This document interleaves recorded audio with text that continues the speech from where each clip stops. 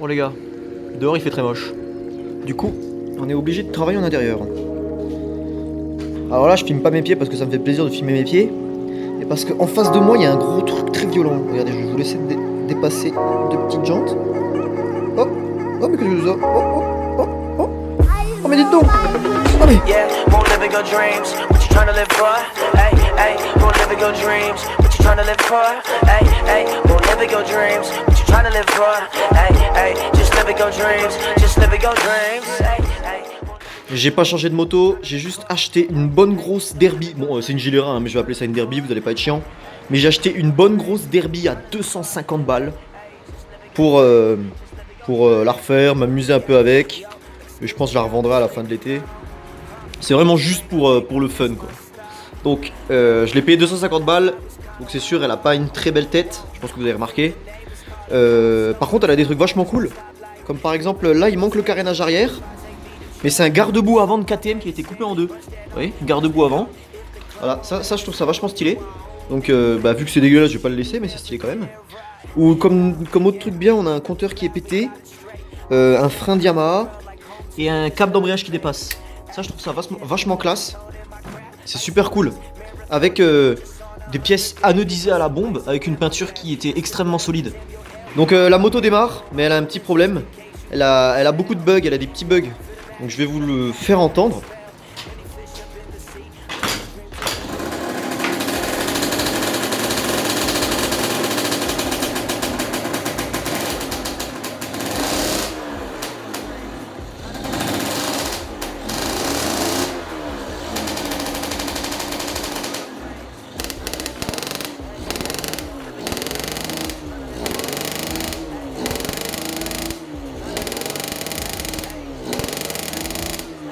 Donc on entend clairement que la moto elle déconne, on a l'impression comme ça qu'elle est toute encrassée. Des fois en fait elle se vénère et d'un coup elle marche tout bien. Du coup moi je soupçonne plutôt un problème électrique, genre un CDI KO. Donc pour commencer là je vais juste la désosser, je vais laver un peu tout, je vais faire un petit check complet. Je vous laisse regarder ça. Voilà, on est sur une moto déjà un peu plus désossée. Il reste pas grand chose dedans, ça va être bien pour pouvoir travailler dessus. Le seul truc qui va être chiant c'est que du coup j'ai plus de réservoir donc il faudra que je le rebranche de temps en temps. Là on voit que c'est dégueulasse. Voilà, donc j'ai dû malheureusement découper le garde-boue arrière de KTM. C'est dommage, il était vachement stylé. Donc actuellement je soupçonne cette pièce d'être un problème pour le fonctionnement de la moto. Voilà, donc là on a le petit CDI. Donc pas de problème à vue d'œil, mais c'est normal, c'est l'électronique. Il faut tester pour voir si c'est ça ou pas. Donc là j'ai bien tout lavé, je vais le remonter. Alors le CDI est remonté, donc je l'ai mal remonté exprès, mais parce qu'en fait j'ai vu que là-haut la vis, vous voyez le petit trou là, c'était là où était branchée la masse. Et vu que c'était pas la vis d'origine parce que c'était une vis à bois, j'ai mis la masse du coup ici. Et on va voir ce que ça donne. Alors j'ai monté le réservoir et on va kick un peu. Et...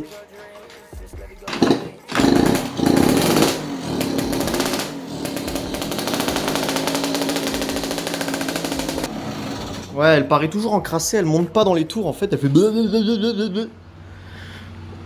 Donc, soit c'est le CDI, soit c'est le carbu.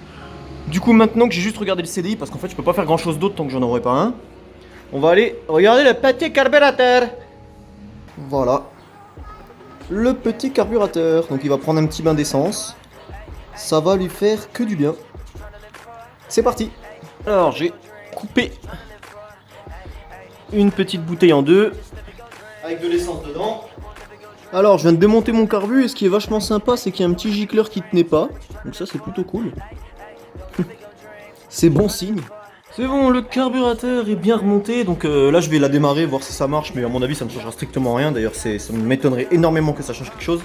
Du coup à mon avis ça ne change rien, donc on va quand même essayer, hein, avec un peu de magie.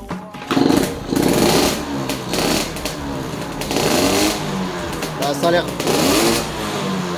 C'est quoi cette merde?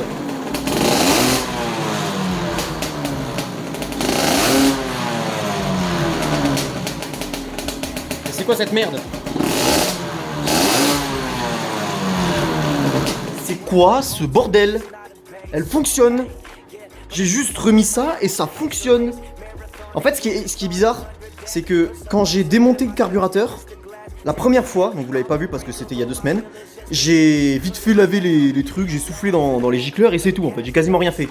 Et quand je l'ai remonté, j'étais sûr d'avoir mis les gicleurs bien. Donc faut croire que non, il y en a un qui était mal mis, du coup c'est pour ça qu'elle s'engorgeait. Mais pourquoi est-ce que maintenant ça marche?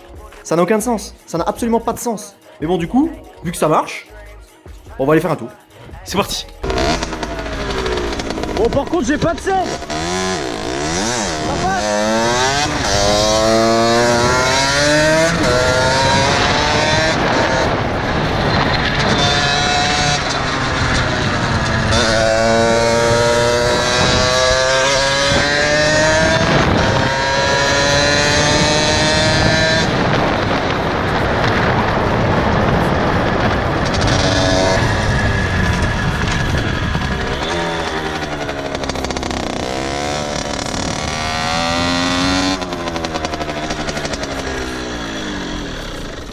Putain, mais elle marche nickel. Ah la vache. Oh franchement, j'avais une 50 avant quand j'étais plus petit. Mais putain, celle-là, elle est patate quoi. Apparemment, c'est un kit 50 mal aussi. Mais vu comment qu'elle marche, je me demande si c'est pas plus. Hein. Bon, par contre, ouais, niveau confort, c'est pas ouf de rouler avec ça en fait. Hein. On a déjà vu mieux pour. On a déjà vu plus confortable. Bon, bah écoutez, les mecs, je suis carrément trop content. En fait, j'ai quasiment rien eu à faire quoi. Carbu et le CDI, je pense qu'en soi le CDI ça a joué. À mon avis, ça devait être une combinaison entre CDI qui a une crasse et carbu aussi, je pense. Vraiment, je pense. Parce que quand j'ai récupéré la moto, le carbu était très bien monté et elle marchait quand même pas. Donc voilà.